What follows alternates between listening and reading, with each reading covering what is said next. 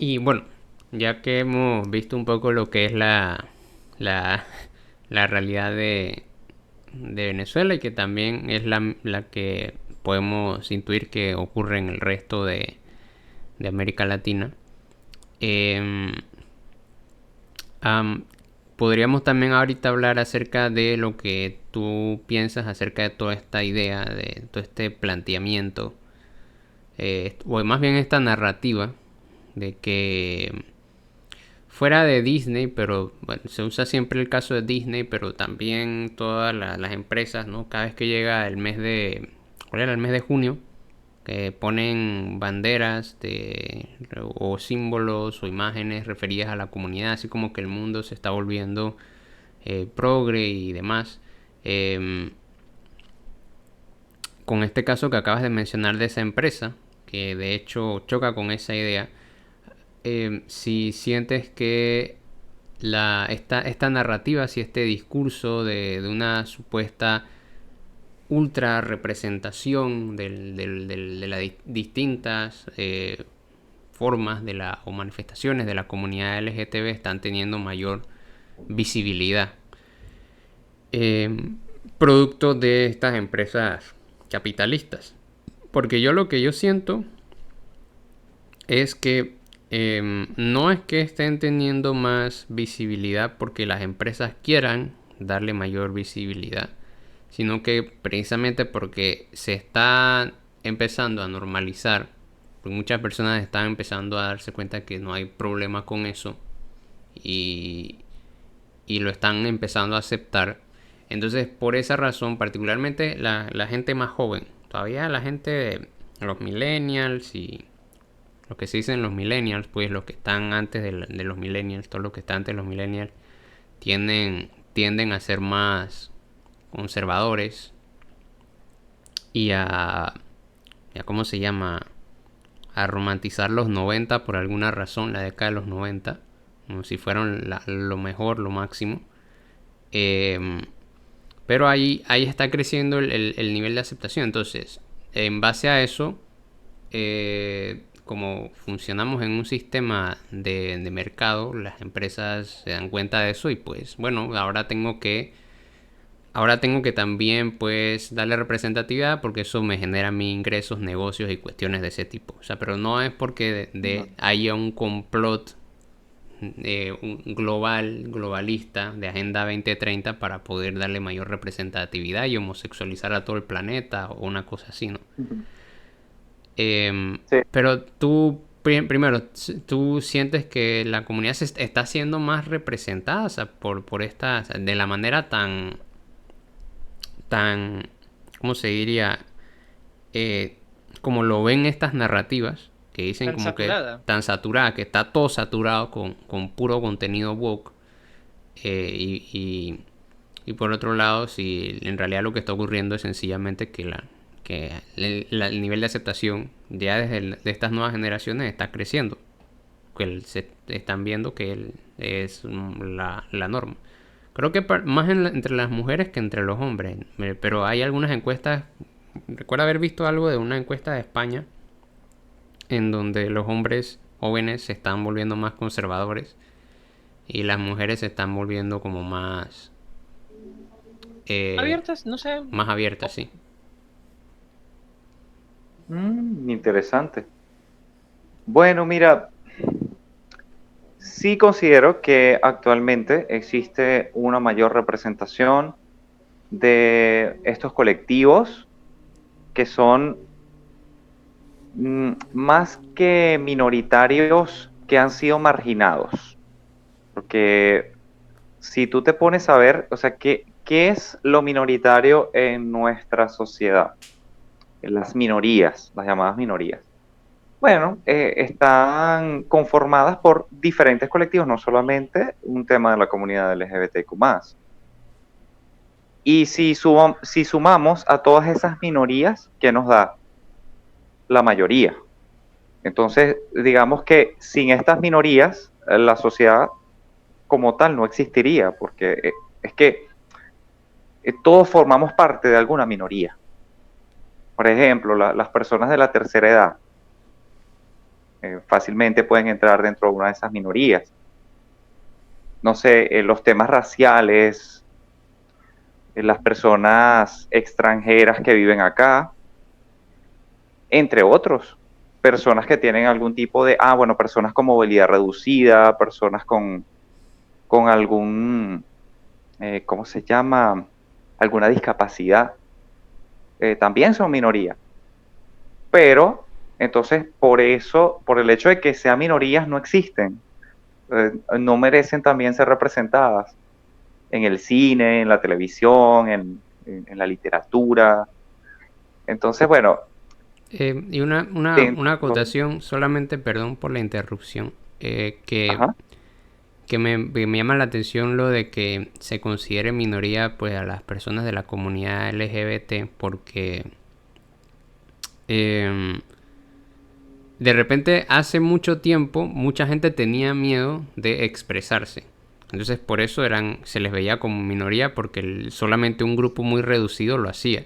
Pero conforme va dándosele mayores seguridad para que más personas puedan sentirse que pueden, vamos a utilizar esta famosa metáfora de salir del closet, eh, entonces ese número va a ir incrementándose. Entonces lo de minoría en ese caso yo lo veo como algo relativo porque no sabemos realmente cuál es el número, porque no sabemos cuántas personas están todavía ocultándose o no tienen todavía como la confianza de aceptarse o de verse Ujú. como parte de la comunidad porque tienen miedos o porque sienten que luego los van a dejar solos o porque sienten que la familia los va a abandonar o porque por muchas razones, porque van a perder O el porque, trabajo. o porque Claro. efectivamente todas esas cosas juntas pueden pasar. Claro, entonces puede ser que ni siquiera sean ya minoría, sino que solamente lo son porque todavía no se han dado las condiciones para que pueda haber un mayor nivel de aceptación. Cuando haya ese mayor nivel de aceptación, probablemente dejen de ser una minoría y se conviertan en una población bastante grande. Mm. Y una cosa Sí, que, justamente eso. Sí, te escucho. no, una cosa que conversábamos en el episodio de Oriol, el anterior, era lo de quién define cuál es el grupo marginado. La única forma de definir el grupo marginado es el marginador, es el que define quién va a tomar quién va a formar cada parte, ¿no? Porque como dices tú, básicamente toda la sociedad es un conjunto y así como yo soy miembro de una minoría en este segmento, también no puedo ser miembro de una diferente en otro segmento distinto. ¿Qué sé yo? Estoy de un lado estoy dentro de la segmentación de, qué sé yo, hombres de 30 años que se encuentran en un sector socioeconómico tal, y al mismo tiempo entro dentro de la neurodivergencia o neurodiversidad, etcétera. O sea, ¿quién establece la Ujú. segmentación?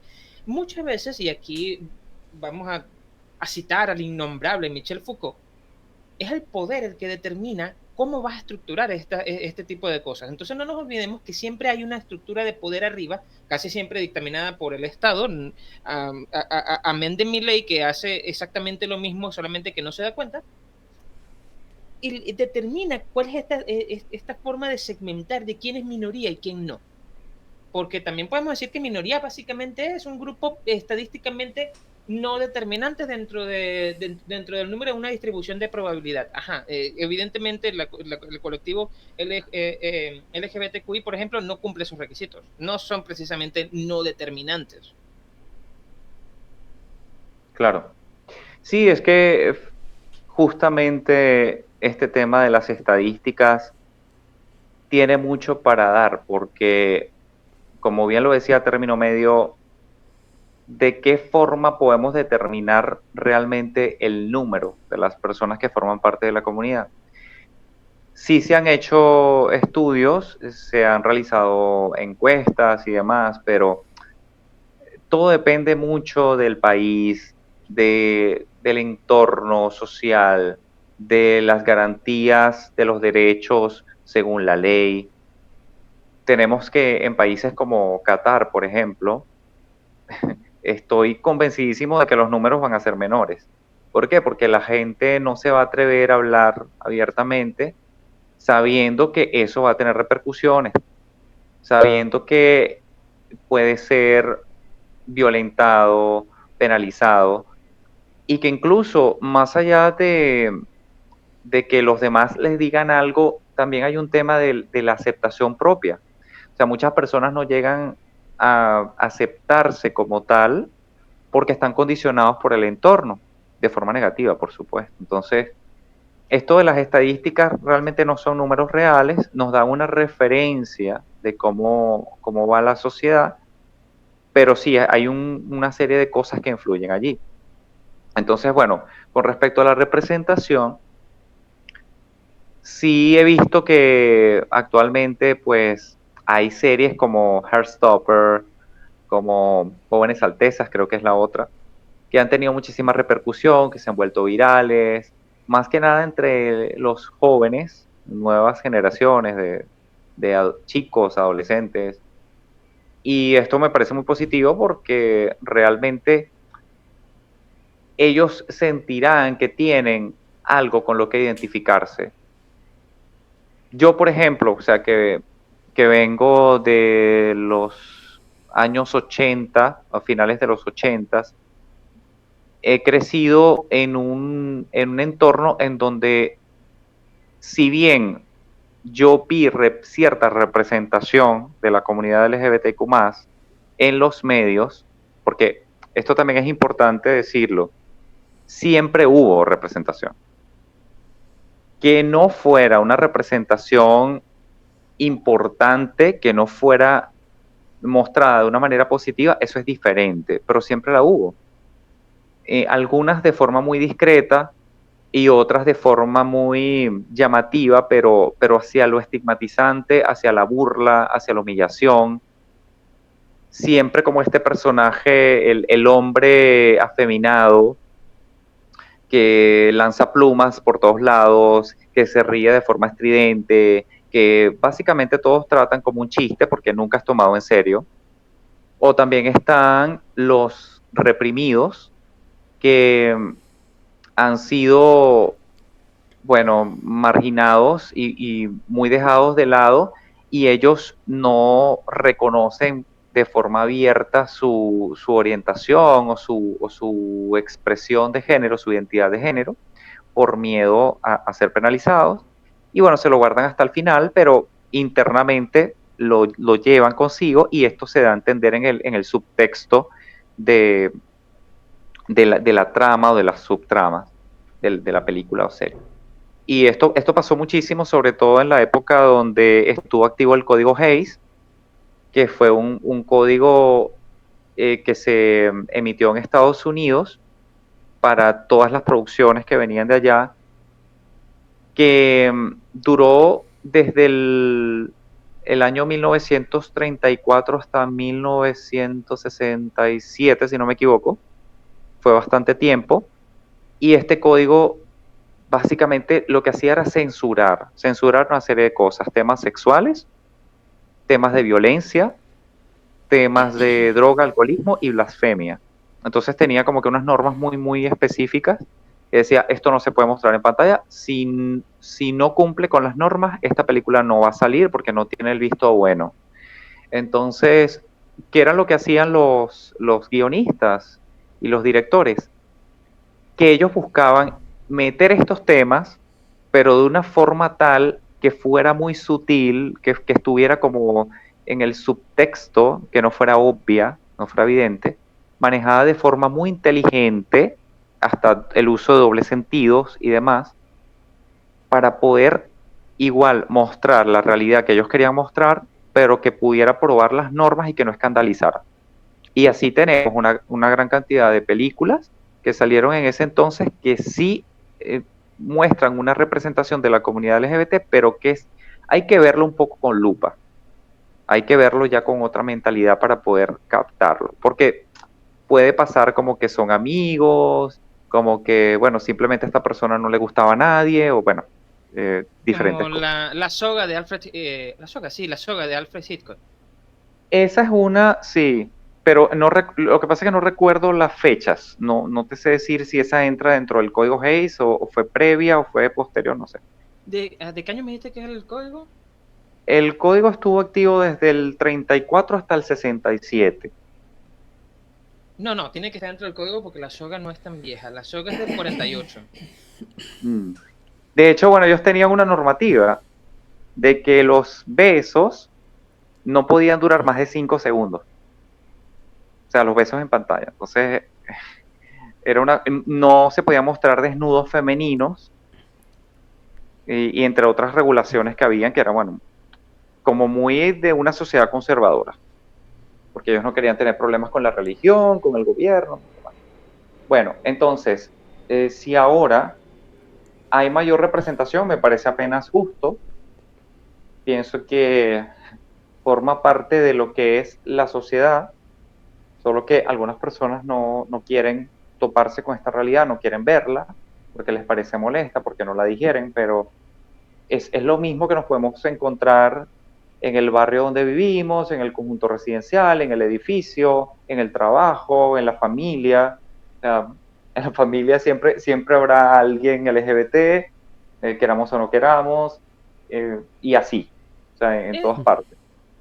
sí, es otro punto. O sea, no es como que una sobrerepresentación. No, ya en la realidad, en la calle, te lo vas a encontrar así todos los días. Exacto. Entonces, bueno, la gente se escandaliza, yo pienso que es por un tema de, bueno, estoy acostumbrado a ver las películas y las series bajo una dinámica, un esquema, y ahora me están cambiando ese esquema, me están mostrando algo que yo no quiero ver, no me interesa si está allí en la realidad o no, simplemente como yo no me siento identificado con eso, no me siento representado con eso, no lo tolero y no estoy de acuerdo con que lo muestren. Y bueno, luego está la creencia de que eso va a homosexualizar a los niños. Recuerdo el tema que hubo con el beso lésbico en Buzz Lightyear, que fue todo un escándalo, un beso que duró, bueno, ni un segundo, era como un microsegundo, una Cumplía fracción, perfectamente el código Hayes. sí, una fracción de un segundo, o sea, y fue un beso muy orgánico, ni siquiera fue en un contexto sexual, fue en un contexto muy familiar. Y bueno, ya eso fue todo un escándalo y personas decían, no voy a llevar a mi hijo a ver Buzz Lightyear porque no quiero que le metan basura en la cabeza para que luego se desvíe. El mismo tema que también pasó con la sirenita negra, bueno, fue todo un escándalo, que yo como que no entiendo, o sea, la sirenita puede ser negra, porque aparte ni siquiera es un personaje histórico real, es un personaje fantástico, es una criatura Estrictamente mitológica, hablando, ni siquiera es humana. ni siquiera es humana, o sea, puede ser de cualquier color, pero la gente, bueno, es como te digo, les están cambiando la estructura tradicional y ellos no pueden salir de la caja, están muy metidos en la caja. Entonces, yo veo esto como positivo porque la representación abre la puerta a que los jóvenes se puedan identificar, porque yo, por ejemplo, de niño, lo que más veía yo en las telenovelas, bueno, y lo que crecí viendo fue el hombre se casa con la mujer, son felices, tienen hijos, o sea, esa es la estructura a seguir, esa es la norma, eso es lo que me corresponde a mí. Pero yo dentro de eso, o sea, más allá de haber crecido con esa idea, yo no me sentía como del todo satisfecho con eso. A mí me hubiese gustado tener una representación con la que yo me hubiese podido sentir a gusto, identificado, que yo dijera, mira, pero es que también dos hombres pueden ser novios, pueden ser pareja y pueden ser felices. Pero lamentablemente, bueno, las pocas representaciones que habían, como les comentaba, o eran súper exageradas en el sentido de lo ridículo, lo absurdo y lo burlesco, que obviamente formaban parte del estigma y de lo que la sociedad rechazaba, y yo no quería ser parte de eso y no me identificaba. Y luego estaba también el que terminaba mal. O sea, Películas como Brokeback Mountain, por ejemplo, donde es un amor trágico, que al final no son felices porque o muere o queda preso, o bueno, no pueden estar juntos. Sí, me hiciste recordar un tuit de Quetzal que comentaba algo parecido de que, pero es que del otro lado yo toda la vida recibía adoctrinamiento del otro lado también, y no por eso terminé siendo, entre comillas, hétero, dice Exacto. Quetzal. Entonces, Ese es el punto. entonces, una de dos, o todo el mundo adoctrina o nadie adoctrina al respecto, o, bueno, no sé, también puede ser que eso que llamamos adoctrinamiento no funciona tal cual. Sí hay efectivamente una presión por, ¿cómo se llama? Por un control de la sexualidad y de la identidad en toda sociedad. Lo hay en todas las sociedades. En ese sentido, pienso yo, tú no puedes escapar del adoctrinamiento. Decir yo soy venezolano, yo soy panameño, ya funciona también como una forma de adoctrinamiento, ¿no? De la misma manera que decir yo soy de tal religión o yo soy de tal postura ética implica una forma de adoctrinamiento en la medida en que yo recibo casi todos esos valores antes de poder, ¿cómo se llama? Procesarlos. Lo que sí pasa, que creo que esto lo leí yo una vez en un artículo de la CNN que comentaba a alguien acerca de cómo era el tema LGBT dentro de Corea del Norte. Ellos decían, en Corea del Norte no es que te lo van a reprimir, por un lado. Es que estrictamente hablando, no se lo menciona nunca. Nadie dice eso y a los pocos los que lograron salir de Corea del Norte, que eran de la comunidad, comentaban era que, mira, yo no sabía lo que yo era, ¿ok? Yo no sabía eso porque literalmente yo no tenía lenguajes no tenía palabras en mi lenguaje para simbolizar o para representar ese concepto en sí mismo. Por lo tanto, estrictamente hablando, no tenía el concepto de que eso podía existir en mi cabeza. Algo parecido pasa aquí, simplemente que previamente, como comentas tú, ya te habían dado una suerte de, efectivamente, adoctrinamiento porque te estaban dando ya elementos del lenguaje dentro del discurso del cine que servía solamente para estigmatizar. Entonces, Ujú. lo otro que está presentando, que yo no que creo que te lo estén dando, si tú te sientas a analizar todo este discurso woke, no hay un realzamiento, no hay un ensalzamiento del otro lado. ¿Ok? Es como dices tú, oye, esto también puede existir. Y de hecho, la mayor parte si te sientas a revisar, la mayor parte del cine que aborda el tema LGBT suele ser bastante crudo y bastante, ¿cómo se llama? Difícil de procesar. Antes de que existiera toda esta obra, tenías películas como las de Almodóvar, las de Fassbinder, Ujú. o esta película que no recuerdo el director, Boys Don't Cry, que trata el tema de los transgéneros Sí. también y del Ujú. colectivo trans.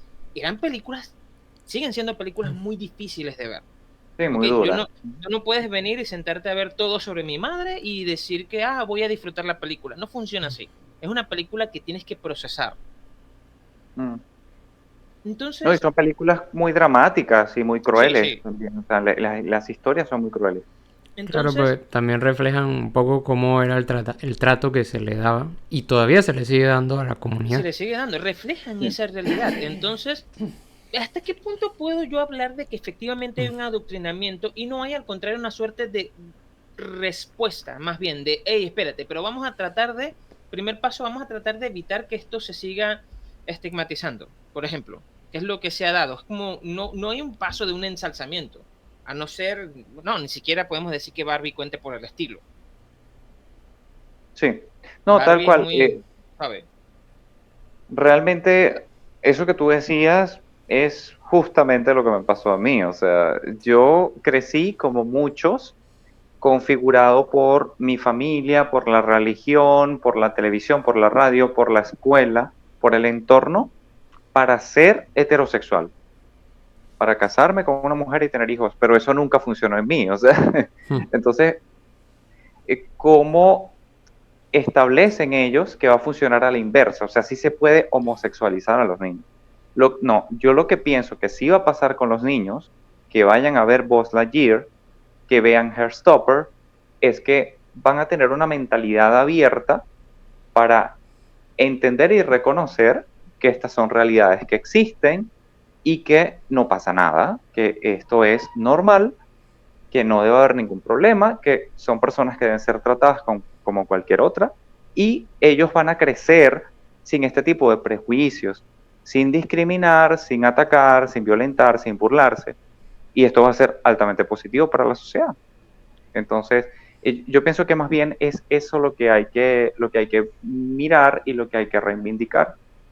Y luego está el tema también del código queer, que esto es algo que estuve revisando y también analizando, pasa con muchas películas de Disney, con ciertos personajes, villanos, personajes como Scar, por ejemplo, ese es uno de los casos. El otro es el de...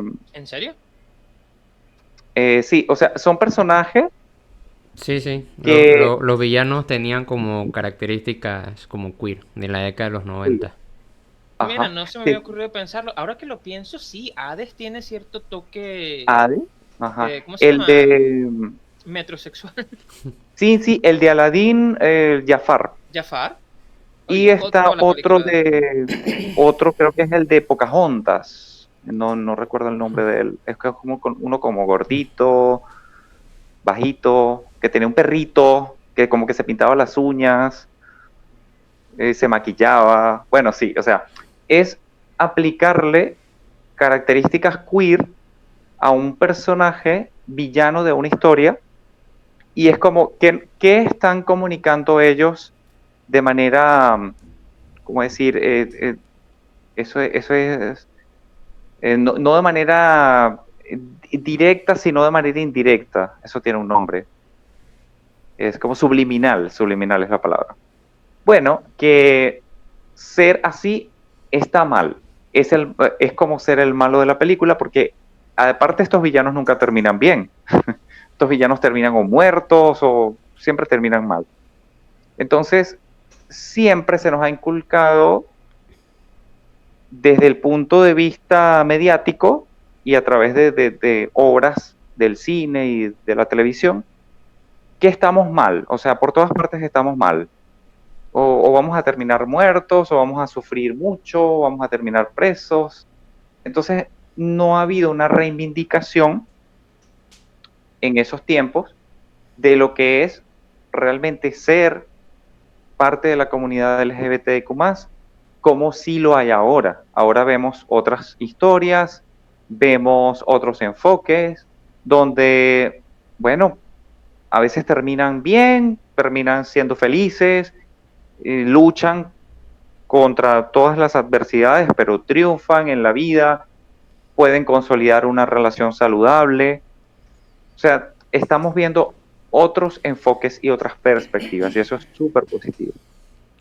Ahora bien, con respecto a la comercialización y las empresas, el capitalismo, sí estoy completamente de acuerdo con que estas empresas lo que están haciendo es capitalizar con algo que ellos saben que les va a generar dinero, que les va a generar popularidad, porque hay un público para eso.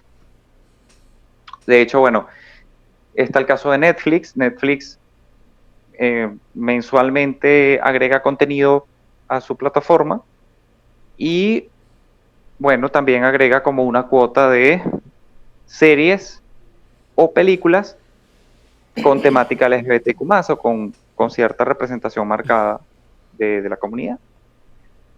Pero esto no es ni de cerca el 50% de lo que ellos agregan ahí. De hecho, conversaba con un amigo al respecto y él es muy consumidor del contenido de Netflix y me decía, o sea, ya me he visto fácilmente todo el contenido LGBT que hay ahí, o sea, está contado, así me lo sé, este. O sea, y es cierto, o sea, no es que tenemos todo inundado de representación de la comunidad LGBTQ+.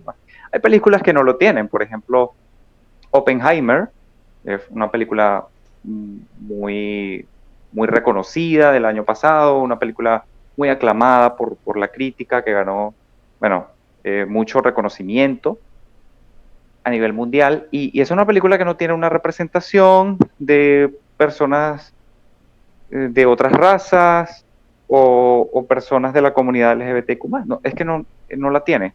Entonces, eso no quiere decir que la película sea homofóbica o sea racista, simplemente, bueno, porque es una cuestión histórica y se entiende. Porque también muchas personas se estaban quejando de eso, que no hay una representación de esto o lo otro, pero bueno, son películas históricas también. Entonces, todo tiene sus matices y yo creo que hay para todo público. Sí, bueno, entonces en ese caso sería más bien como entender que hay distintos públicos y que no puede excluirse a un público y solamente dársele prioridad a alguno. Y creo que la narrativa esta reactiva de estos sectores es más bien porque ellos no quieren que se represente lo que no les gusta. Al final de cuentas es un poco eso. Sí. Y las empresas siempre van a hacer cosas que ellos consideren que les va a generar ingresos. O sea, si ellos ven que va a ser una pérdida para ellos, lo van a dejar de hacer. De hecho, bueno, es que también a Disney le han lanzado muchísimo. Disney sacó una película llamada Un Mundo Extraño. No sé si ustedes la vieron o llegaron a saber de No la he esta visto, película. pero sí escuché la polémica al respecto. No conozco la polémica tampoco. Bueno, fue una película que pasó un poco por debajo de la mesa. Una película a la que no se le hizo mucha promoción, pero resulta que la película tenía a un personaje principal LGBT. O sea, era un chico gay que estaba enamorado de otro chico de su clase y bueno, al final ellos terminan como saliendo. O sea, como que se formalizó la relación. Y esta película es una película de aventura, como muy para toda la familia. No tiene besos, no tiene más nada, pero sí deja esto muy en claro. Entonces, bueno, esta película le lanzaron mucho. Yo entiendo que además la película carecía de algunas cosas que la hicieran ser una buena película. Temas de historia que estaba un poco floja, ok. Pero más allá de eso, pues no es una mala película. No me parece una mala película. Pero la gente sí como, mira, Disney otra vez lo volvió a hacer y bueno, todo este tema. Y yo lo que pienso que puede pasar es que, dos cosas. Una, que a raíz de la polémica Disney esté capitalizando, porque muchas personas que lanzan comentarios de hate y todo eso al final van al cine a ver la película para luego criticarla o destruirla, y eso genera ganancias al final. Y la otra es, bueno, que a raíz de tanta queja, Disney termine omitiendo este tipo de representación o termine reduciéndola a un mínimo. Entonces pueden pasar estas dos cosas. Sí, va a depender de muchos factores, muchas variables, pero sí. Y bueno, lo que también comentaba Gabriel de que en realidad el adoctrinamiento y la representación que tenemos siempre ha existido. Bueno, lo que también decía Carlos, la representación siempre ha existido, pero no siempre de la misma manera. Sí, Eh, no sé cómo sería allá, término medio, en tu país. e O sea, igual en la década de los 90 estaba la figura de del hombre afeminado. Y habían ciertos, como lo que en ese momento eran como los influencers de la televisión, habían un par allí que salían en televisión y eran así como personas, es un hombre, el más conocido era un hombre que, bueno, eh, un hombre gay pero que hacía como, tenía como una, ¿cómo se le llama? Un personaje eh, como de travesti, o sea, una mujer, salía como, ujú, era como un personaje de este tipo y era su personaje, pues era el que salía en la televisión y era como la representación una de las representaciones que tenía. El otro era como el otro tipo de representación era como para burlarse, que salía, si no mal no ujú. recuerdo, de hecho en un programa de chistes, y era siempre como la burla, la mofa con el hombre afeminado. Y Ok. me llama mucho la atención de que casi siempre es con el hombre afeminado, la mayoría de las veces. Sí, sí, sí. No se metían tanto con las lesbianas. Porque de hecho incluso hay personas, pero eso también tiene que ver con un poco creo que la culpa de eso la tiene la industria pornográfica, que ha convertido eso como en una especie de fetiche a las mujeres lesbianas. Ujú. Y por eso tienen mayor aceptación. Y como aquí la gente no se atreve a decir mucho, a compartir mucho lo que realmente sienten o lo que realmente les gustaría hacer con su vida sexual. Pero lo más seguro es que deben consumir mucha pornografía de mujeres lesbianas. Y que eso les ha hecho, porque me he encontrado, bueno, también son esos anécdotas, pero me he encontrado que siempre que le pregunto a gente, que le he preguntado este tipo de cosas a gente que además de eso son evangélicos, no ven problemas con las lesbianas por esa cuestión netamente fetichista. Pero Mm. sí tienen como dos hombres agarrados de la mano, ya eso es como vamos a golpearlos, unas cosas así, porque eso no se puede, porque yo no puedo estar con mis hijos y que vean a dos hombres besándose y que eso está mal y que no sé, eso lo decían incluso en escenarios de trabajo, en escenarios de labor, en una reunión, se ponían a conversar eso y ese tipo de cosas. Mm. Entonces, no sé, yo creo que es lo mismo que pasa en el resto de América Latina. No, y fíjate que, o sea, estás mencionando algo que da para mucho, es un tema muy profundo, pero que sí me parece pertinente tocarlo aunque sea por encima. El tema de la feminidad, del desprecio a la feminidad. ¿Cómo se pone a la mujer y todo lo femenino por debajo del hombre, de lo masculino? O sea, aquí yo veo la homofobia y la LGBTQ fobia como algo machista y como algo misógino de base. Porque aquí el tema es, o sea, lo he escuchado mucho, así como que, bueno, él, él es gay, pero a él no se le nota. No es una loca, no anda botando plumas, y son comentarios que básicamente lo que quieren decir es, está bien que tú seas gay siempre y cuando no te muestres como femenino. Porque si te muestras como femenino, entonces es allí donde estás realmente mal y donde nosotros te vamos a juzgar y te vamos a dar con todo porque no lo soportamos. Entonces, es, es como que al hombre le quita valor el mostrar actitudes que son consideradas femeninas. O sea, es como te degrada. Incluso muchos de los insultos que se les lanzan a los hombres gays o a los hombres más femeninos, tienen que ver con cosas femeninas. O sea, no que eres una loca, que eres una marica. O sea, son cuestiones como que lo hacen quedar de mujer. Eres una mujercita, eres una mamita. Entonces, la ofensa viene porque ¿cómo me vas a denigrar al punto de una mujer? Y Ujú. es como, sí, o sea, todo esto tiene que ver con el tema de la feminidad al final, es el odio, es el desprecio a lo femenino. Hay una película, que no me acuerdo cómo se llama esa película, pero en una escena que esto lo incluyó Madonna como intro en una de sus canciones. Ah, bueno, la canción se llama What It Feels Like for a Girl, eh, como qué es lo que siente una mujer. Y la canción trata de que ella como mujer le dice a un hombre que este hombre no entiende a la mujer, no entiende lo que significa ser una mujer y que le gustaría ver y comprender, que ella sabe que a él le gustaría conocer lo que se siente ser una mujer. Y esta escena de la película es de una chica vistiendo a un chico como una mujer.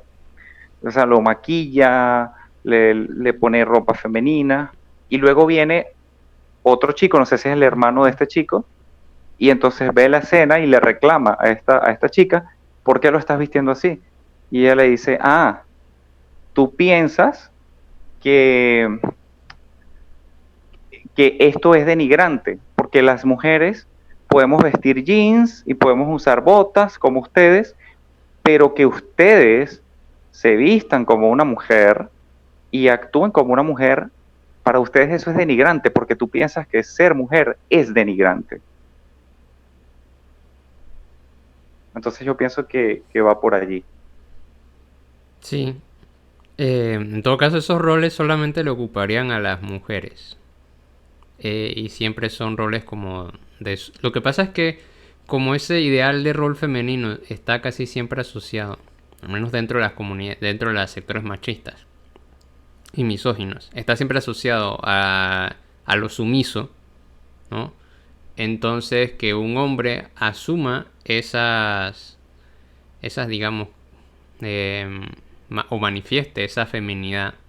Eh, entonces eso quiere decir que está desvalorizándose, que su cualidad, desvalorizando su cualidad de hombre, que es estar, que es el dominante, que es el que manda, que es el que da la orden.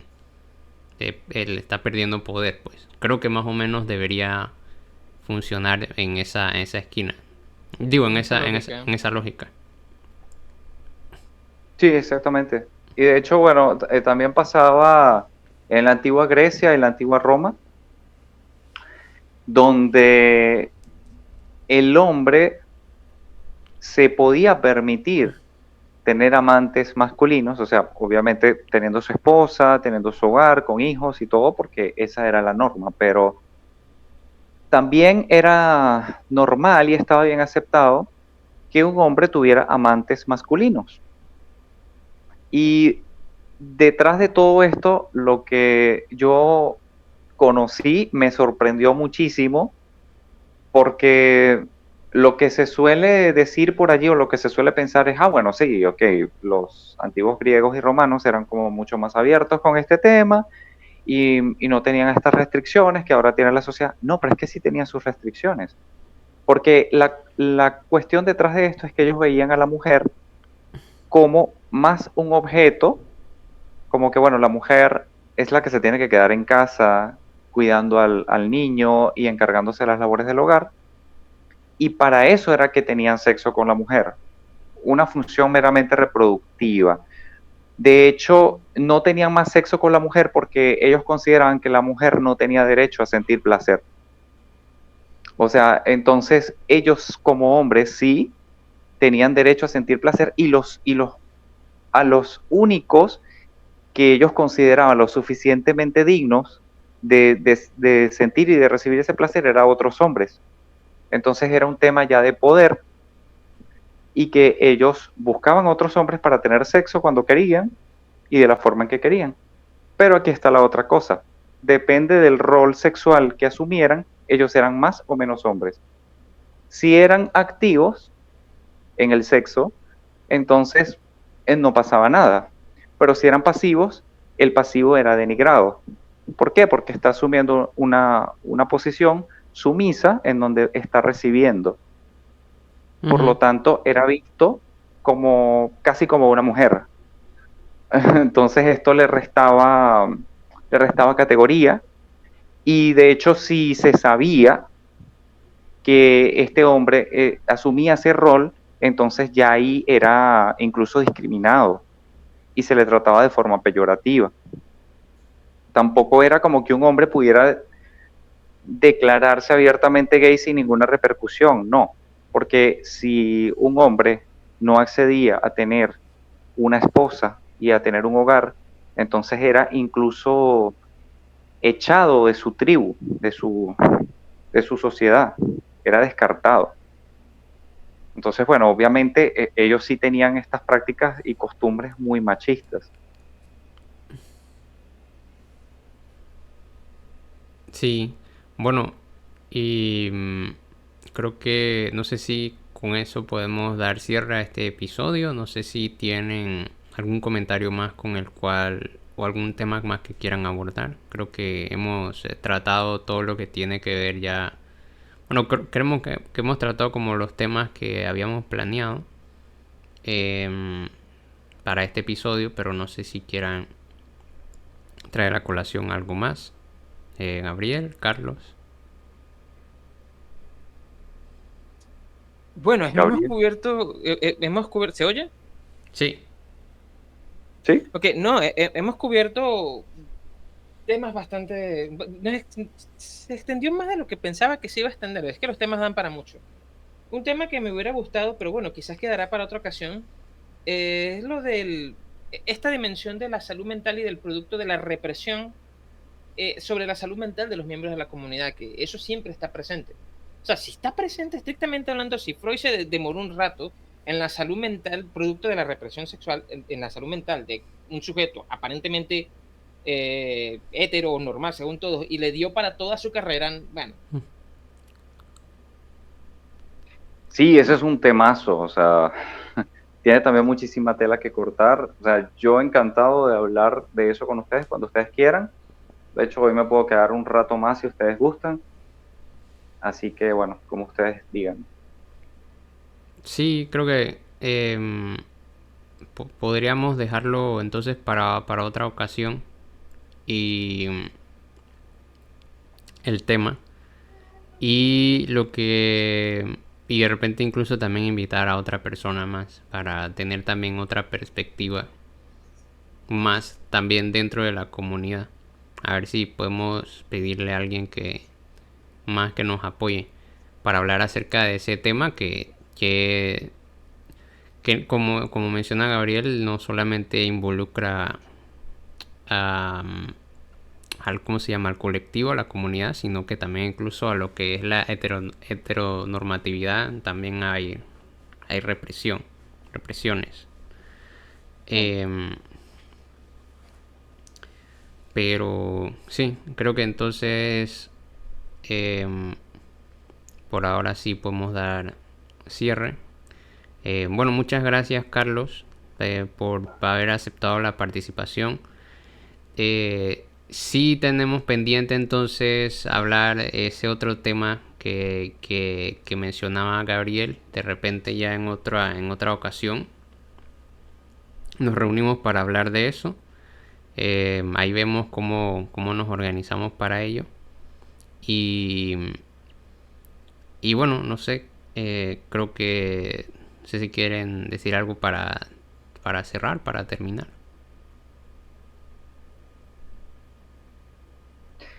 Bueno, yo darles las gracias a ustedes por la invitación. Realmente me ha encantado poder conversar con ustedes sobre estos temas. Considero que siempre hay mucho para hablar. Normalmente cuando hablo con amigos sobre esto podemos pasar fácilmente horas y siempre surgen cosas nuevas. Así que a mí me encanta poder desglosar todo esto a detalle y sobre todo con personas como ustedes que sé que son personas que tienen una mentalidad bastante intelectual, bastante abierta y con mucha disposición para poder tocar temas profundos y dignos de debate. Entonces, bueno, nada, seguiremos estando entonces en comunicación y estar muy pendiente de los próximos episodios. Gracias. No, gracias a ti. Y bueno, este episodio creo que ya son casi 1 minuto 50. Entonces vamos a dividirlo seguramente en 2 episodios en 2 partes más bien para, para, para que no sea como se sienta como tan pesado. Para hacerlo más digerible, sí, y no, y al menos tenemos dos temas bien, ¿cómo se llama? Dos puntos de discusión bien separados aquí. Si alguien llegó hasta el final del episodio, los que hayan llegado hasta el final del episodio en este momento, por favor pueden dejar en los comentarios escrito Scar debió haber ido al gimnasio. Ah, Muy bueno. y bueno, también vamos a dejar en la descripción para que se puedan pasar por el podcast de Carlos para que lo vayan a revisar. Vamos a dejar lo que es el enlace. ¿Tú tienes en Spotify y en qué otros lugares más? Bueno, está básicamente en todas las plataformas de podcasting. En Google Podcast, en Apple Podcast, en Amazon Music y ahorita no recuerdo cuáles son las demás, pero sí, está en todas esas. En resumen, todo menos YouTube. Exacto. Bueno, técnicamente en Twitter también ya se pueden hacer podcasts incluso desde antes de Elon Musk que se lo tomara. Ah, sí es cierto, sí es cierto. Se hace una especie de No transmisiones sabía en leer. vivo, unos espacios de Twitter, creo que se llama. Aunque no sé si se Espacio, guardan. espacios de X. Exacto. Pero bueno, ahí nosotros te colocamos, nos mandas como los enlaces de que tú quieres, como el que uno o dos, porque bueno, es el mismo contenido en las distintas plataformas, creo, ¿no? Sí. Sí, bueno, entonces nos mandas dos para que de repente hay alguien que tiene Spotify, pero no tiene la otra, o personas que no tienen Spotify, pero tienen de repente la de Apple para poder ingresar. Y así tienen como la posibilidad de, ya sea Google, la de Apple o la de Spotify, dependiendo de lo que tengan más a mano. Vale, Eh, vale. Perfecto. y bueno, nos estamos entonces viendo próximos episodios. Eh, también tenemos planeado traer más invitados a futuro. Seguiremos trayendo más invitados y nuevas temáticas que vayamos abordando. Nos estamos acercando al episodio 50 también. Así que a lo mejor hacemos algo especial para ese episodio, para el episodio 50. Creo que de repente eso puede ya estar saliendo tipo junio o incluso antes, en mayo. Bueno, eso depende del ritmo con el que nos manejemos ahora el próximo mes. Que voy a tener más libre los lunes a partir de mayo y por ahí puedo también meter un poco de cabeza a ver qué temáticas nuevas se nos pueden ocurrir. Bueno, creo que con eso ya cierro para no seguir hablando más. Entonces, eso sería todo por ahora. Entonces nos vemos hasta la próxima. Chao. Hasta luego. Chao.